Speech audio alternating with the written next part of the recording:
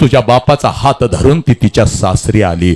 25 वर्षापूर्वी ज्या वेळेला तुझ्या आईच्या मस्तकी अक्षदा पडल्या ना ग, त्या क्षणाला हे पोरानं त्या माऊलीनं एका पायावर एका क्षणात तिच्या बापाला सोडून दिलं, तिच्या आईला सोडून दिलं, तिच्या भावाला सोडून दिलं. सगळ्या आठवणींना तिनं आग लावली आणि ती माऊली एका पायावर तुझ्या बापाबरोबर तिच्या सासरी आली. आणि सासरी आल्यानंतर पोरानो ती माऊली फक्त एखादच वर्ष स्वतःच्या सुखासाठी जगली. पण पोरानो ज्या क्षणाला तुमचा आमचा जन्म झाला त्या क्षणाला त्या माऊलीनं स्वतःच्या सुखाला आग लावली आणि ती माऊली फक्त आणि फक्त आपल्या लेकरांच्या सुखासाठी जगू लागली.